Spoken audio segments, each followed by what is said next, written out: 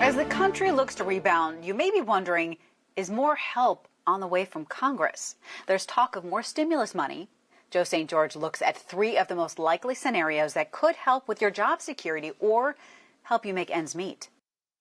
There's a good chance if you lost your job during this pandemic, that stimulus check has already run out. Here in Washington, the Senate is back for the first time in weeks, but so are the politics, and it's clear whatever comes next won't come as easy as before. Usually in an election year, Congress doesn't take on much meaningful legislation. It's about campaigning and re-election. But in a pandemic, Congress is no longer a lame duck. This week, limited lawmaking returns with the signs of the new normal quite literally all around the Capitol. So what is Congress thinking of doing next? Big idea number 1, a bailout for city and state governments. How would this help you? Well, cities around the country are struggling. Layoffs anticipated with the tax revenue drying up. In Dayton, Ohio, 470 city employees have been furloughed. In San Jose, California, 1,200. In Boulder, Colorado, 700 plus have been told not to return for now.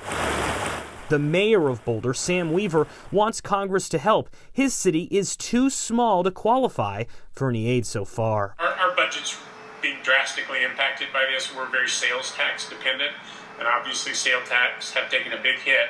We think we are going to be about $40 million short. As for a city or state assistance package, Speaker Nancy Pelosi has called for a $1 trillion bailout. Republican leader Mitch McConnell, though, has expressed early skepticism, and so has the president. Big idea number 2, more small business loans. Money ran out for loans the first time in just 13 days, and while some funding from round 2 is still available, even the White House has hinted more may be needed. And finally, big idea number 3, another stimulus check. Some Democrats have suggested a $2,000 check should be issued. The president has said, though, that won't happen unless he gets a payroll tax cut, which many on the left do not like. So as you can see, the politics has returned here, but in order to pass anything, there needs to be a House and a Senate, and so far just the Senate has returned to Washington, D.C. In fact, some health experts have warned it's still too unsafe for the House to come back to Washington. In Washington, I'm Joe St. George.